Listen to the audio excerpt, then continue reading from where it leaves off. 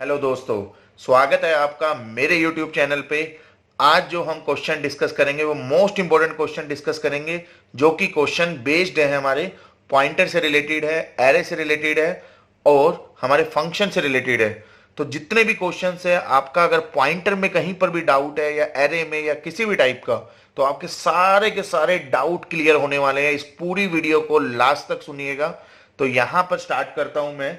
31st question है हमारा, select the correct output of the following code. यहां पर एक कैर नाम से हमारा डाटा दिया हुआ है, उसके अंदर यहां पर एक पॉइंटर यूज किया हुआ है, pointer s that is equal to amazing. तो यहां पर मैं आपको क्लियर करना चाहता हूं कि एक स्ट्रिंग दी हुई है, उस स्ट्रिंग में सबसे पहले ए, सेकंड करेक्टर है एम, थर्ड करेक्टर है A, Z, I, N, G and end of the character के लिए हम नल सिंबल यूज करते हैं। क्लियर?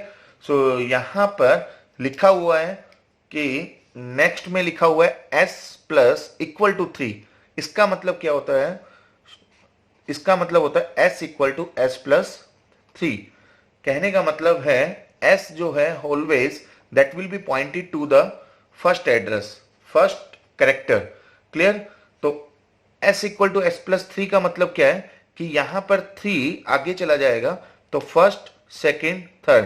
तो ये किसको पॉइंट आउट करेगा? अब s equal to S plus 3 का मतलब है यहां पर हमने 3 का इंक्रीमेंट कर दिया, तो एस अब किसको पॉइंट आउट कर रहा है? जेड को।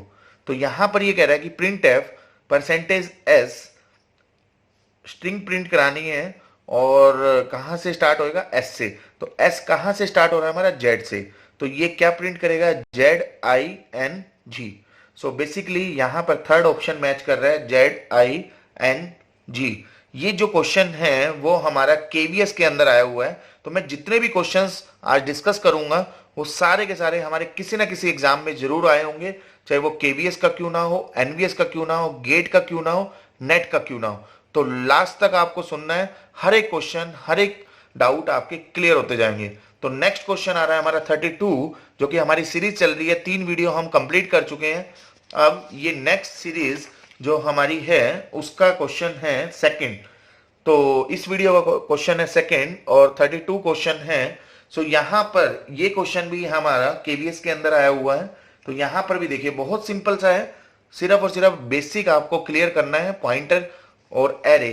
तो यहां पर देखिए 2 का कलेक्शन है, आउटपुट पूछी हुई है इंट स्टार पी ए, एक एरे दिया हुआ है जिसमें 4 एलिमेंट है। ध्यान रखना यहां पर साइज मेंशन नहीं है, इसका मतलब है कि नंबर ऑफ एलिमेंट्स कितने भी हो सकते हैं, मगर यहां पर डिफाइंड है कि नंबर ऑफ एलिमेंट कितने होंगे, 4 एलिमेंट यहां पर है। तो बेसिकली एक एरे है जिसके अंदर पहला एलिमेंट है 20, दूसरा एलिमेंट है 90, तीसरा एलिमेंट है यहां पर 70 and the fourth one is the 10।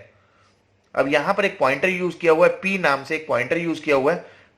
P के अंदर यहां पर ए असाइन कर दिया। ए का मतलब क्या है? ध्यान रखना सिंटेक्स जो है, अगर मैं यहां पर पी की जगह p equal to a of 0 भी लिख देता हूं तो भी सेम मीनिंग है।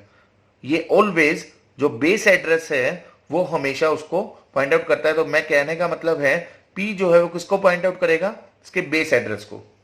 क्लियर? सो यहां पर ध्यान रखना, मेमोरी एलोकेशन कहीं से भी आप स्टार्ट कर सकते हो। तो हम पॉइंटर की जब कभी भी बात करेंगे तो हमेशा मेमोरी से रिलेटेड होगा। तो यहां पर पॉइंटर यूज कर रखा है तो हम मेमोरी एज्यूम जरूर करेंगे। तो एक एरे दिया हुआ है, इसको हम फॉर एग्जांपल यहां पर 100 मेमोरी एड्रेस से स्टार्ट कर रहे हैं। तो अब ध्यान रखना है आपको, जो एरे के एलिमेंट्स है वो किस टाइप के हैं? इंटीजर टाइप के। तो इंटीजर का जो स्पेस होता है, जो बाइट्स लेता है, वो 2 बाइट्स हम एज्यूम करके चलते हैं। It depends on the machine to machine. अगर 16 बिट है, 16 बिट मशीन है तो वो 2 बाइट ऑक्यूपाई करेगा। 32 बिट मशीन है तो 4 बाइट ऑक्यूपाई करेगा। तो इस टाइप से डिफाइन होता है। तो हम एज्यूम करके चल रहे हैं 2 बाइट। ठीक है? 2 बाइट का मतलब है नेक्स्ट जो लोकेशन होगी वो क्या होगी? 102। इससे नेक्स्ट जो लोकेशन होगी वो 104 होगी, इससे नेक्स्ट जो लोकेशन होगी वो 106 होगी। क्लियर? सो यहां पर सबसे पहले इसने क्या किया? p इक्वल टू ए का मतलब है base address, base address that will be pointed by p। Clear? उसके बाद है a of 2 plus equal to 10। इसका मतलब क्या है कि सेकंड नंबर जो a ऑफ 0, ध्यान रखना ये है हमारा a ऑफ 0, ये है हमारा a of 1, a of 2, a of 3, because the address always start from the 0 indexing. ठीक है, टोटल नंबर ऑफ एलिमेंट हमारे कितने हैं 4, that will B start from 0 to 3। Clear. तो a ऑफ 2 में इसने क्या कहा कि a ऑफ 2 में जो भी वैल्यू है, ध्यान रखना a ऑफ 2 पर जो भी वैल्यू है उसमें आप क्या कर दो 10 इंक्रीज कर दो। तो 70 यहां से हटके कितना हो जाएगा 80, तो यहां पर हो जाएगा 80। क्लियर। सो यहां पर अगले ही स्टेटमेंट में क्या कह रहा है p प्लस इक्वल टू 2। ध्यान रखना p इज ए पॉइंटर, तो पॉइंटर में ये कह रहा है कि 2 का इंक्रीमेंट कर दो। तो पॉइंटर में 2 का इंक्रीमेंट का मतलब है कि it will increase the 2 elements, it will be point two the 2 element. So you can say p किसको पॉइंट आउट कर रहा था, फर्स्ट एलिमेंट को पॉइंट आउट कर रहा था। अब 2 का इंक्रीमेंट का मतलब है 2 एलिमेंट आगे पॉइंट आउट करेगा ये, तो 1 2, तो ये अब किसको पॉइंट आउट करेगा, ये इसको पॉइंट आउट करेगा, यहां से ये लाइन हट जाएगी। समझ में आ रहा है। p equal to p plus 2 का मतलब है यहां पर p जो है वो किसको पॉइंट आउट करेगा 104 को। ठीक है। सो यहां पर इसने कहा कि print F percentage D star p, p के p जो है जिसको भी पॉइंट आउट कर रहा है उस पर वैल्यू क्या है। ध्यान रखना 2 ऑपरेटर होते हैं हमारे, एक होता है स्टार और एक होता है एम्परसेंड। ठीक है, ये जो होता है इसका मतलब होता है value at that particular location. जिस भी लोकेशन को ये वेरिएबल पॉइंट आउट कर रहा है उस पर्टिकुलर पोजीशन पे क्या वैल्यू है वो वैल्यू रिटर्न करेगा। ये जो रिटर्न करता है वो क्या करता है एड्रेस ऑफ वेरिएबल। ठीक है जी। सो ये रिटर्न करता है एड्रेस ऑफ वेरिएबल और ये रिटर्न करता है वैल्यू एट दैट पर्टिकुलर, और you can say value at that inside the variable, inside the location. ठीक है। सो यहां पर स्टार p का मतलब है p जिसको भी पॉइंट आउट कर रहा है उस पर्टिकुलर पोजीशन पे वैल्यू क्या है। इस टाइम पे आप देख रहे हो 80, तो यहां पर जो रिजल्ट आ जाएगा वो क्या आ जाएगा 80। तो होपफुली आपको समझ में आया। इस तरह के बहुत सारे क्वेश्चंस हैं जो हम 1 बाय 1 डिस्कस करेंगे। नेक्स्ट क्वेश्चन आ रहा है 33rd, जो कि हमारा ये क्वेश्चन भी हमारा किसी ना किसी एग्जाम में आया हुआ है, एनवीएस टाइप के एग्जाम में आया हुआ है, तो इसको भी डिस्कस कर लेते हैं। इसका क्या मीनिंग है, यहां पर देखिए एक एलिमेंट्स ऑफ ट्राइंगुलर एरे दिया हुआ है, उसका ऑर्डर दिया हुआ है A11, A21, A22 and so on. तो बेसिकली ये तो कंफ्यूज करने के लिए इसने दिया हुआ है। तो यहां पर जो मेन रोल है वो थोड़ा सा मैं आपको क्लियर कर देता हूं। यहां पर इसने कहा है कि A11 is stored at location 1। ठीक है जी। जो आप को क्वेश्चन में जो मेन पॉइंट दिया हुआ है A11 is stored at location 1, addressing function for Aij is given by. देखिए क्वेश्चन को देखते ही आपको ये लगेगा कि ये क्वेश्चन तो बहुत बड़ा है, ये टफेस्ट क्वेश्चन है, हम नहीं कर पाएंगे, हमें लग रहा है कि ये क्वेश्चन तो हमसे हो ही नहीं पाएगा, तो हम इसको स्किप कर देंगे। देखिए क्वेश्चन दिखने में बड़ा लग रहा है, मगर मैं आपको बता रहा हूं एग्जाम में जितना बड़ा क्वेश्चन होता है उतना ही ज्यादा इजी होता है। जितने भी हमारे कॉम्पिटिटिव एग्जाम्स होते हैं वहां पर जितना बड़ा क्वेश्चन होगा उसकी एक्सप्लेनेशन बहुत इजी वे में उसने दी हुई होगी। ठीक है। तो आप ट्राई करना इस क्वेश्चन का जो सॉल्यूशन जब मैं बताऊंगा आपको तो बहुत इजी लगेगा। देखिए A11 कौन सी लोकेशन पर स्टोर है 1, तो यहां पर A11 का मतलब क्या है, A11 का मतलब है यहां पर I की वैल्यू भी 1 है और J की वैल्यू भी 1 है, क्योंकि A ऑफ I J निकालना है हमें। तो पहले वाला जो पॉइंट है वो I है, सेकेंड वाली जो वैल्यू है वो J है। तो हम A11 की वैल्यू यहां पर पुट करेंगे, तो देखिए 1 minus 1 that is 0, 0/2 is 0 plus J की वैल्यू भी 1 है, तो ये रिटर्न क्या कर रहा है 1 रिटर्न कर रहा है। तो ये आंसर हो सकता है अभी के लिए। फिर उसके बाद देखेंगे हम 1 I की वैल्यू 1 पुट करेंगे, 1 minus 1 is 0, 0 into anything that is equal to 0, 0/2 that is 0, 0 plus J की वैल्यू क्या है यहाँ पर 1, तो ये भी रिटर्न कर रहा है हमारा क्या 1। तो दोनों हो सकते हैं हमारे आंसर, बिल्कुल हो सकते हैं। अभी के लिए हमें 2 आंसर मिल रहे हैं। उसके बाद देखते हैं थर्ड ऑप्शन I इंटू आई का मतलब है 1 इंटू 1, 1/2 प्लस जे की वैल्यू क्या है 1, तो 1/2 plus 1 that is equal to 1.5। ये तो हमें क्या कह रहा है, लोकेशन 1 पे है, तो ये आंसर तो नहीं होगा। थर्ड ऑप्शन तो हमारा इनकरेक्ट हो गया।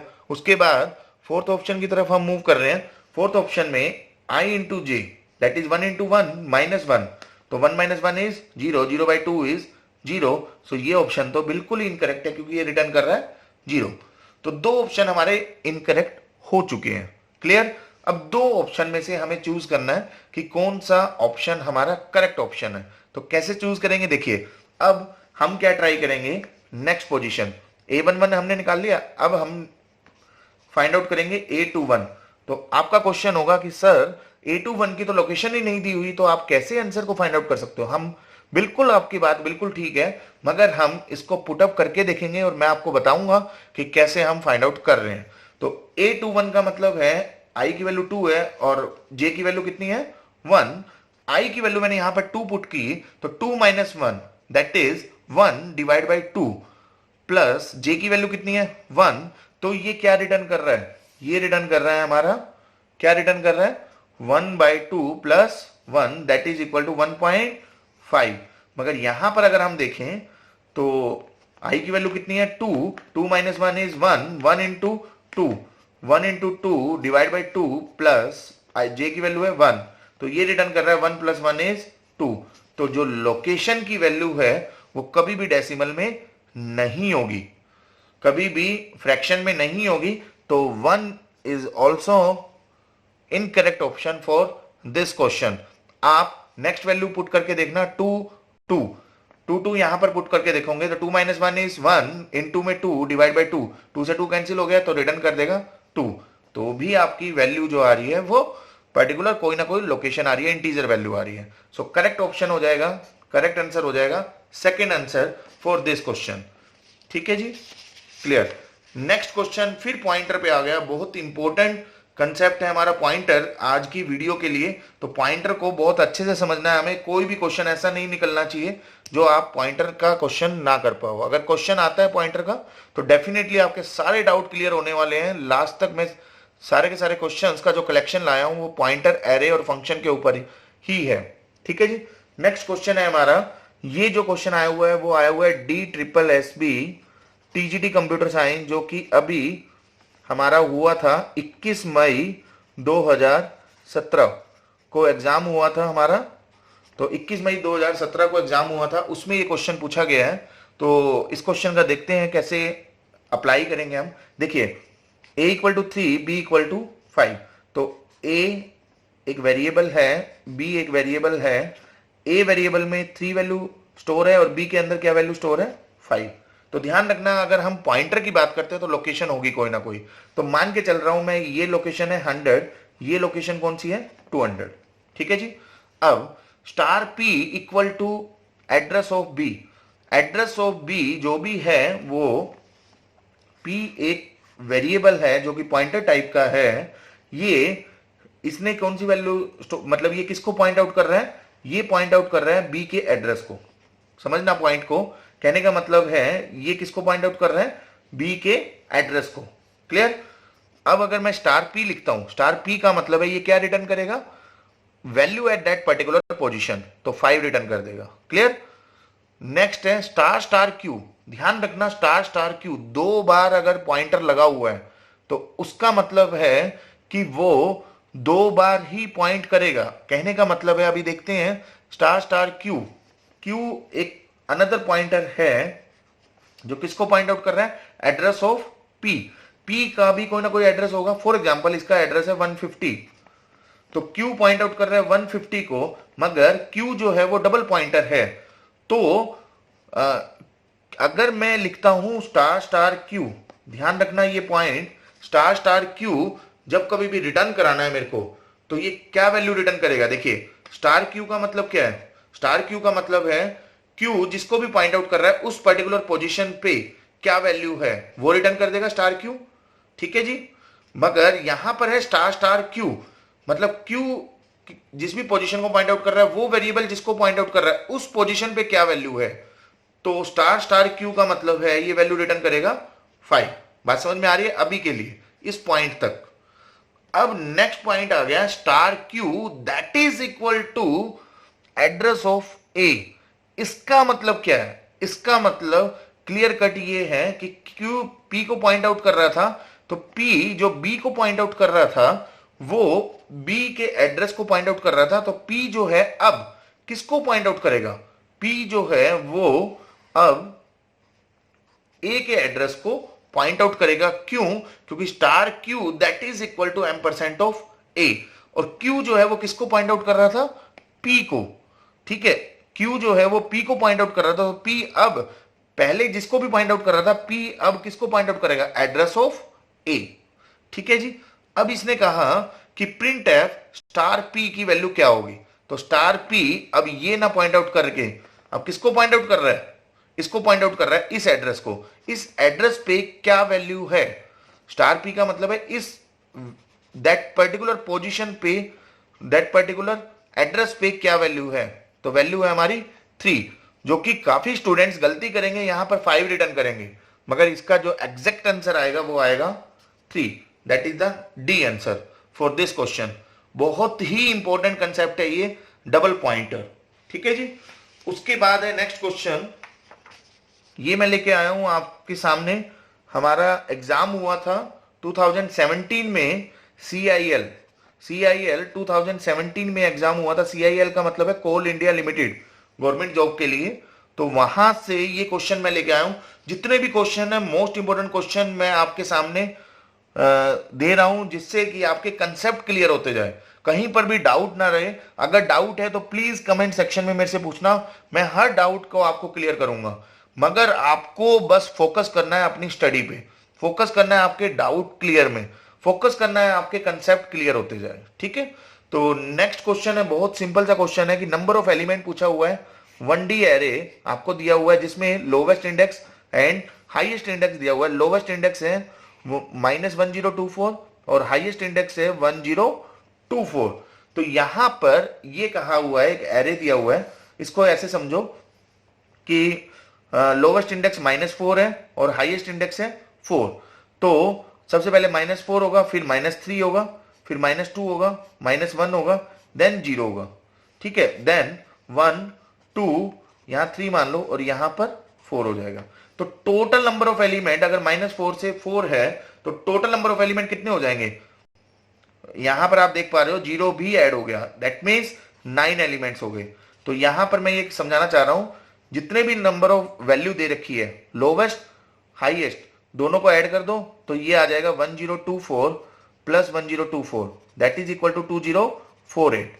ठीक है, मगर 0 इसमें इंक्लूड नहीं हुआ, तो 0 भी ऐड होगा तो एक एलिमेंट हमारा और एक्स्ट्रा आ जाएगा, दैट इज 2049। जो कि स्टूडेंट्स गलती करते हैं, 2048 को क्लिक कराएंगे, क्वेश्चन आते हुए गलत हो जाएगा, मगर इसका करेक्ट आंसर आएगा D 2049, because of the 0th position पर भी एलिमेंट होगा।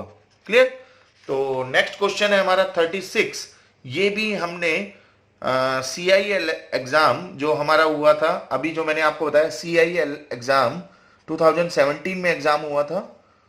ठीक है, तो ये सारे एग्जाम मैंने दे रखे हैं, सारे के सारे एग्जाम मैंने दिए हुए हैं। मेरे पास बहुत कलेक्शन है क्वेश्चंस का, बस मेरे को बस आपकी जो डाउट्स है उनके सब कंसेप्ट्स को क्लियर करना है। तो पूरी वीडियो को सुनते जाओ, हर वीडियो को वॉच करो, आपके डाउट डेफिनेटली क्लियर होंगे। कोई एग्जाम ऐसा नहीं होगा जो रह जाएगा आपका। तो यहां पर देखिए, which of the following statement is incorrect with respect to pointer. देखिए यहां पर मोस्ट इंपॉर्टेंट कंसेप्ट है ये कि पॉइंटर में पूछा हुआ है कि पॉइंटर के अंदर कौन सी चीज इनकरेक्ट है। देखिए यहां पर मेन दिया हुआ है, एक एरे दिया हुआ है जिसके अंदर 10 एलिमेंट्स है। एरे है हमारा 10 एलिमेंट, 0 1 2, इस तरह से नंबर ऑफ एलिमेंट हमारे स्टोर होंगे अप टू 9। क्लियर। ठीक है जी। अब यहां पर क्या कहा इसने, star of P star Q, दो पॉइंटर है। पी जो है वो किसको पॉइंट आउट कर रहे हैं?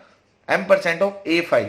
A5 का मतलब है, ध्यान रखना, ये A ऑफ 0 है, ये A ऑफ 1 है, ये A ऑफ 2 है, इसी तरह से A ऑफ 5 यहां पर होगा। फॉर एग्जाम्पल यहां पर A ऑफ 5 है, तो P इसको पॉइंट आउट कर रहा है।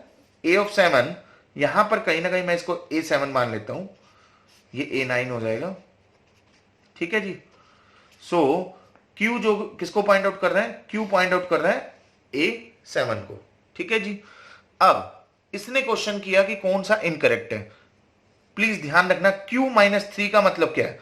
Q is a pointer and you can decrement by 3। कहने का मतलब है ये Q किसको पॉइंट आउट कर रहा है, A7 को। अब इसमें डिक्रीमेंट कर दो 3। अभी मैंने पीछे एक क्वेश्चन कराया था आपको, अगर मैं लिखता हूं P = P+2, इसका मतलब क्या है? इसका मतलब है कि P जिसको भी पॉइंट आउट कर रहा है उसमें दो एलिमेंट को इंक्रीज कर दो, ठीक है, इंक्रीमेंट कर दो, तो वो किसको पॉइंट आउट करने लगेगा? P जिसको भी पॉइंट आउट कर रहा था दो एलिमेंट आगे जाके उसको पॉइंट आउट करने लगेगा। ठीक है जी। यहां पर Q एक पॉइंटर है, उसमें अगर मैंने 3 को डिक्रीमेंट कर दिया तो ये किसको पॉइंट आउट करेगा? अभी ये किसको पॉइंट आउट कर रहा है, A7 को।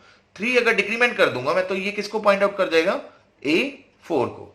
तो Q किसको पॉइंट आउट करेगा, A4 को। तो ये करेक्ट हो गया हमारा। तो ये तो आंसर हो नहीं सकता, इनकरेक्ट पूछा इसने, तो ये हमारा अकॉर्डिंग टू क्वेश्चन इनकरेक्ट हो जाएगा, मतलब ये वैलिड है पॉइंटर के अंदर। ठीक है। उसके बाद है P+1, P+1 या P+2, ये तो सिंपल सा, ये भी करेक्ट है सिंटेक्स, तो ये भी इनवैलिड हो जाएगा, मतलब इनकरेक्ट ऑप्शन हो जाएगा। उसके बाद है P+Q, एक बार इसको होल्ड पे रखते हैं, Q - P को देखते हैं। देखिए Q - P, Q कौन सी पोजीशन पर स्टोर है, A7, P कौन सी पोजीशन पर स्टोर है, A5। मान लीजिए A7 का एड्रेस है, फॉर एग्जांपल A7 का एड्रेस है 110, तो A5 का एड्रेस क्या होगा? A5 का देखिए इंटीजर है, इंटीजर में दो का गैप होगा, तो इसका एड्रेस हो जाएगा 106, क्योंकि A6 का एड्रेस हो जाएगा 108। तो दोनों में अगर डिफरेंस देखूं मैं, Q - P, Q - P का मतलब है 110 - 106, तो कितना आ गया, 4। ठीक है। और 4 बाइट आ गया। 4 बाइट का मतलब है इंटीजर अगर इसने डिफाइन कर रखा है तो इंटीजर कितना स्पेस ले रहा है, 2 बाइट ले रहा है फॉर एन सिंगल एलिमेंट, तो डिवाइड बाय 2 कर देंगे तो डेट इज इक्वल टू 2। ये क्या बता रहा है कि टोटल नंबर ऑफ एलिमेंट कितने हैं इन दोनों के बीच में। Q एक पॉइंटर था, P एक पॉइंटर था, दोनों के बीच में हमें नंबर ऑफ एलिमेंट्स को फाइंड आउट करना है, तो we can find out with the help of this. So subtraction of 2 pointers that is also valid in case of pointers। subtraction भी valid होता है हमारा।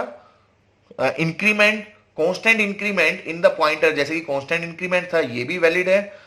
Decrement, constant decrement in the pointer, ये भी valid है। तो ये भी ऑप्शन हमारा इनकरेक्ट हो जाएगा अकॉर्डिंग टू स्टेटमेंट, क्योंकि इसने पूछा है कि इनकरेक्ट कौन सा है। ये तो करेक्ट है पॉइंटर के अकॉर्डिंग, ये भी करेक्ट है पॉइंटर के अकॉर्डिंग, ये भी करेक्ट है, तो इनकरेक्ट कौन सा होगा, P+Q। कभी भी हम दो पॉइंटर को एडिशन नहीं कर सकते हैं, ये रूल होता है हमारा पॉइंटर का, कभी भी हम एडिशन नहीं कर सकते क्योंकि वो ओवरफ्लो हो जाएगा। अब फॉर एग्जांपल यही मान के चलो, यहां पर टोटल एलिमेंट कितने हैं, A0 से A9, टोटल एलिमेंट कितने हैं, 10 एलिमेंट्स हैं। अगर मैं इसको ऐड कर दूं, ऐड करने का मतलब है ये A5 को पॉइंट आउट कर रहा है, ये A7 को पॉइंट आउट कर रहा है, दोनों को ऐड कर देंगे तो कितना आ जाएगा, A5 प्लस A7 अगर मैं कर दूंगा तो टोटल वैल्यू कितनी आ जाएगी, A12। A12 को पॉइंट आउट करेगा P+Q, मगर A12 तो एग्जिस्ट ही नहीं करता है इसके अंदर। बात समझ में आ रही है? दैट्स वाई दो पॉइंटर को हम एडिशन नहीं कर सकते, that is the incorrect with respect to pointer। so correct answer for this question is C। clear? तो इस टाइप के क्वेश्चंस को हम क्लियर करते जाएंगे, बहुत इजी क्वेश्चंस है ये, मगर पॉइंटर समझ में आना चाहिए। पॉइंटर समझ में आएगा तभी ये बहुत इजी है, नहीं तो पॉइंटर अगर नहीं समझ में आया तो सबसे टफेस्ट क्वेश्चन यही है हमारे। क्लियर? नेक्स्ट क्वेश्चन आ रहा है हमारा 37 बहुत इजी क्वेश्चन है। इसमें पूछा है कि अर्थमेटिक एक्सप्रेशन दिए हुए हैं, सी लैंग्वेज के अंदर कौन सा रिजल्ट लॉजिकल एरर देगा। देखिए मैं आपको बहुत सिंपल से वे में आपको समझा रहा हूं, कोशिश कर रहा हूं कि आपके जितने भी डाउट्स है क्लियर रहे।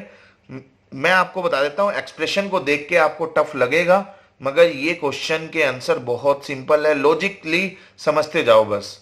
देखिए लॉजिक एरर का मतलब है हमें वो वैल्यू फाइंड आउट करनी है कि लॉजिकली कोई आउटपुट नहीं दे रहा। तो जैसे कि यहां पर देखिए -13, देखिए यहां पर डिवाइड है, ये भी डिवाइड है, इनर ब्रैकेट है, तो अर्थमेटिक ऑपरेशन हो या कोई भी ऑपरेशन हो वहां पर हम बोर्डमास रूल लगाते हैं। तो इनर ब्रैकेट को सोल्व करेंगे, यहां पर 1 बाय 1 देख रहा हूं मैं, तो -13 परसेंट मॉडुलस ऑफ -5, इसको सोल्व किया तो कोई ना कोई रिजल्ट आएगा, जैसे कि इसका रिजल्ट आएगा 3, इट विल गिव्स 3 रिमाइंडर, ठीक है, क्योंकि मॉडुलस साइन है तो रिमाइंडर देगा, ये 3 आ गया। 3 डिवाइड बाय, अब यहां पर इसके आगे लिखा हुआ था 3 डिवाइड बाय 3, तो डिवाइड वाला ऑपरेटर है तो दोनों ऑपरेटर सेम है तो लेफ्ट एसोसिएटिविटी यूज होगी, तो यहां पर इसका रिजल्ट आ जाएगा 1, क्वोशंट देगा 1 डिवाइड बाय 3, कोई ना कोई वैल्यू आ गई। बात समझ में आ रही है? कोई ना कोई वैल्यू आ रही है। अब सेकेंड ऑप्शन को देखते हैं। देखिए सेकेंड ऑप्शन में भी हम इसको सोल्व करेंगे, तो -10 को अगर मैं 2 से डिवाइड करूंगा तो मॉडुलस साइन अगर है तो रिमाइंडर कितना आएगा 0, उसके आगे क्या था 4 डिवाइड बाय 3, डिवाइड ऑपरेटर है तो पहले ये सोल्व होगा। 4 डिवाइड बाय 0 किसके इक्वल हो गया? ये तो अनडिफाइंड चीज आ गई जिसको हम बोलते हैं, ये तो हमारा कोई भी कांस्टेंट डिवाइड बाय 0 अनडिफाइंड होता है, जिसको हम डिफाइन नहीं कर सकते, या इन्फिनिटी बोल सकते हैं हम इसको। तो इन्फिनिटी का मतलब है कि ये रिजल्ट, ये जो एक्सप्रेशन है वो इन्फिनिटी रिजल्ट दे रहा है, तो ये ही हमारा लॉजिकल एरर हो जाएगा। तो ये हमारा करेक्ट आंसर हो जाएगा फॉर दिस क्वेश्चन। आप अगला क्वेश्चन चेक कर लेना, यहां पर इसको सोल्व करेंगे 3 आ जाएगा, 3 + 3 इज 6 रिजल्ट देगा। फिर इसको सोल्व करेंगे तो इसमें सबसे पहले इसको सोल्व करेंगे, -5 डिवाइड बाय 3, -2 आ जाएगा, -2 डिवाइड बाय 13, कोई ना कोई वैल्यू आ रही है तो ये भी कोई ना कोई वैल्यू देगा। तो ये आंसर इनकरेक्ट हो गया, ये आंसर इनकरेक्ट हो गया, ये आंसर इनकरेक्ट हो गया। लॉजिकल एरर पूछा हुआ है, लॉजिकल एरर कौन सा दे रहा है? B option is the correct answer for this question. ठीक है, नेक्स्ट क्वेश्चन भी मैं बहुत इजी वे में कोशिश करूंगा आपको समझाने की, ये भी बहुत अच्छा क्वेश्चन है। तो यहां पर देखिए, which among the following is never possible in C. ध्यान रखना, ये वर्ड्स को जरूर पढ़ना है। अगर वर्ड्स को अगर आपने गलत पढ़ लिया तो मैं डेफिनेटली कह सकता हूं, आप ये पढ़ोगे कि जल्दी जल्दी में पढ़ लोगे कि which of the among is possible in C, never भूल गए। ठीक है, उल्टा हो गया क्वेश्चन, क्वेश्चन आपको आते हुए गलत हो जाएगा। ठीक है, तो प्लीज एक स्टेटमेंट को 2 बार जरूर पढ़ना एग्जाम में, तभी आप बहुत अच्छे से क्लियर कर पाओगे। कोई क्वेश्चन गलत नहीं होगा, कितना भी टफ क्यों ना हो। ठीक है जी, यहां पर ये पूछा कि never possible in C where member in a structure are same as the union. ये वर्ड ध्यान रखना, जो नंबर ऑफ मेंबर्स है स्ट्रक्चर एंड यूनियन, उसमें दोनों नंबर ऑफ मेंबर्स सेम है। यहां पर कहा हुआ है कि P को हम स्ट्रक्चर मान रहे हैं, Q को हम यूनियन मान रहे हैं। तो स्ट्रक्चर क्या होता है, ये मैंने पिछली वीडियो में आपको बताया था, एक स्ट्रक्चर और यूनियन के ऊपर क्वेश्चन आया था। स्ट्रक्चर के अंदर मान लो तीन मेंबर है और यूनियन के अंदर भी 3 मेंबर है। ठीक है जी, तो दोनों के अंदर 3 मेंबर है, क्योंकि स्टेटमेंट बोल रही है कि दोनों के अंदर सेम मेंबर होंगे। अब यहां पर पूछा है कि पॉसिबल कौन सा नहीं है दोनों के बीच में, तो ये याद रखना, यूनियन जो है, अगर मान लीजिए पहला मेंबर 2 बाइट का है, दूसरा मेंबर 4 बाइट का है, तीसरा मेंबर 6 बाइट का है, तो ये यूनियन जो है वो मैक्सिमम से मैक्सिमम जो स्पेस ले रहा है उसको ये एलोकेट करता है, तो इसका रिजल्ट आ जाएगा 6। और स्ट्रक्चर में भी सेम होगा, 2 बाइट ये लेगा, 4 ये लेगा और 6 ये लेगा, क्योंकि सेम मेंबर है तो साइज तो सेम लेंगे। तो स्ट्रक्चर जो है तीनों का एडिशन कर देता है, 2 + 4 + 6 दैट विल गिव्स, कितना आ जाएगा हमारा 12। तो स्ट्रक्चर रिजल्ट देगा 12 और यूनियन रिजल्ट देगा 6। तो साइज जो है हमेशा स्ट्रक्चर का ज्यादा होता है यूनियन से, पहली चीज। तो इसने पूछा है नेवर पॉसिबल, तो पहला ऑप्शन तो इनकरेक्ट हो गया। ठीक है, क्योंकि ये तो स्टेटमेंट करेक्ट है according to the structure and union. फिर उसके बाद देखते हैं C option, size of P is equal to size of Q। बिल्कुल ये भी हो सकता है। मान लीजिए एक ही मेंबर है स्ट्रक्चर और यूनियन के अंदर, स्ट्रक्चर के अंदर भी एक ही मेंबर है, मेंबर तो सेम है ना, स्ट्रक्चर के अंदर भी एक मेंबर है और यूनियन के अंदर भी एक ही मेंबर है। अब इसका साइज, मान लीजिए एक ही मेंबर है जिसका साइज है 6 बाइट, तो इसका ये भी वही मेंबर होगा जिसका साइज होगा 6 बाइट, तो स्ट्रक्चर भी 6 बाइट देगा और यूनियन भी 6 बाइट लेगा। तो साइज जो है P और Q का इक्वल हो सकता है, तो ये भी हमारा इनकरेक्ट ऑप्शन हो जाएगा, क्योंकि नेवर पॉसिबल पूछा है इसने। ठीक है जी, अब बी ऑप्शन कभी भी करेक्ट नहीं होगा। क्यों? क्योंकि मेंबर सेम इसने कंडीशन दी हुई है, नंबर ऑफ मेंबर अगर सेम है तो स्ट्रक्चर का जो साइज है वो डेफिनेटली या तो इक्वल हो सकता है या ग्रेटर देन हो सकता है, मगर कम कभी भी नहीं हो सकता। यूनियन का साइज हमेशा कम ही रहेगा स्ट्रक्चर के साइज से, तो इसका करेक्ट आंसर हो जाएगा बी। ठीक है जी, सो 39th क्वेश्चन, 2 क्वेश्चन और हम इसमें कंप्लीट करेंगे, उसके बाद एक और नेक्स्ट वीडियो बनाऊंगा मैं 10 इंपॉर्टेंट क्वेश्चंस की। तो हमारी जो सीरीज चल रही है, ये 4th वीडियो हम कंप्लीट करेंगे सी लैंग्वेज के एमसीक्यू क्वेश्चंस। 10 क्वेश्चंस की मैंने वीडियो बनाई है। इस वीडियो में मैंने बहुत ज्यादा फोकस किया है कि जो आपको इंपॉर्टेंट से इंपॉर्टेंट कंसेप्ट, इंपॉर्टेंट से इंपॉर्टेंट पॉइंटर्स के ऊपर क्लियर रहे सारे की सारी चीजें। ठीक है, तो यहां पर देखिए गेट 2011 का मैं क्वेश्चन लेके आया हूं यहां पर कि ये पूछा हुआ है इसकी आउटपुट क्या आएगी। एक करेक्टर है जिसमें एरे दिया हुआ है, एरे में स्ट्रिंग दी हुई है हमारी। तो यहां पर देखिए स्ट्रिंग को मैं स्टोर कर रहा हूं, पहला GATE2011 एंड लास्ट में हो जाएगा नल। ठीक है जी, वेरी गुड। अब यहां पर पॉइंटर यूज किया हुआ है तो थोड़ा सा इसको मैं लोकेशन डिफाइन कर देता हूं 100। अब ये करेक्टर है तो character it will occupy 1 byte. तो नेक्स्ट हो जाएगा 101, नेक्स्ट 102, 103, 104, 105, 106, 107, 108। क्लियर। अब यहां पर देखिए P जो है वो star P equal to C, मैंने अभी आपको बताया था P is a pointer that will be point to the base address of the array। ठीक है, एरे के अंदर हमेशा अगर C लिखा है या इसमें ये भी दे सकता है star P that is equal to C of 0, एक ही बात है। ठीक है जी, तो C ऑफ 0 मतलब फर्स्ट जो भी पोजीशन है उसको हम पॉइंट आउट करेंगे। तो यहां पर ये दिया हुआ है। अब उसके बाद देखिए मेन जो लाइन है वो ये प्रिंट एफ, यहां पर दिया हुआ है %s, मतलब स्ट्रिंग को प्रिंट कराना है हमें। अब देखिए पी क्या है, एक पॉइंटर है। ठीक है जी, जो कि इसको पॉइंट आउट कर रहा है। तो मैं इसको ये कह सकता हूं P ऑफ 0 है ये। क्लियर। ठीक है जी, plus P of 3, P of 3 का मतलब क्या, ये P ऑफ 0 को पॉइंट आउट कर रहा है 1 2 3। तो P ऑफ 3 क्या हो जाएगा, this one. P of 1 that is P of 1। ठीक है जी, अब यहां पर दोनों को माइनस कर रखा है। इस पर वैल्यू क्या है, P ऑफ 3 की जो वैल्यू है वो क्या है हमारी E। ध्यान रखना ये P ऑफ 3 लिखा हुआ है, इसका मतलब है इस पर्टिकुलर एरे में जो वैल्यू है उसको बताना है हमें, क्योंकि एरे के अंदर हम वैल्यू को ही रिप्रेजेंट करते हैं। क्लियर। तो यहां पर P ऑफ 3 की जो वैल्यू है वो क्या है, वैल्यू है हमारी E minus P of 1, P of 1 क्या है A। ठीक है जी, अब ध्यान रखना ये मैं आपको क्लियर कर देता हूं, क्योंकि ये करेक्टर है तो करेक्टर में कभी भी करेक्टर की वैल्यू नहीं जाती है, उसकी अस्काई वैल्यू जाती है। क्योंकि ये करेक्टर है तो करेक्ट जब सब्ट्रैक्ट करेंगे तो इसकी अस्काई वैल्यू होगी। तो ध्यान रखना अस्काई वैल्यू याद नहीं करनी, मैं आपको शॉर्टकट बता रहा हूं। जो आपके अल्फाबेट्स है, वैसे कैपिटल ए का जो अस्काई वैल्यू होती है वो 65 है। कैपिटल ए की जो अस्काई वैल्यू है वो हमारी 65 होती है। तो आपको याद नहीं करनी, फिर भी मैं थोड़ा सा शॉर्टकट बता रहा हूं। बी की वैल्यू हो जाएगी 66, सी हो जाएगा 67, डी हो जाएगा हमारा 68 एंड जो ई है उसकी वैल्यू हो जाएगी 69। तो आपको याद इसलिए नहीं करना, सिंपल आपको जो अल्फाबेट है, आपको अल्फाबेट तो पता ही होगा। ए को 1 मान लो, 2 3 4 5, 5 माइनस 1 करोगे तो वैल्यू कितनी आ जाएगी, 5 माइनस 1 करोगे तो भी वैल्यू 4 आएगी। 69 माइनस जो इसकी स्काई वैल्यू होती है 69 माइनस 65 करोगे तो भी वैल्यू 4 आएगी।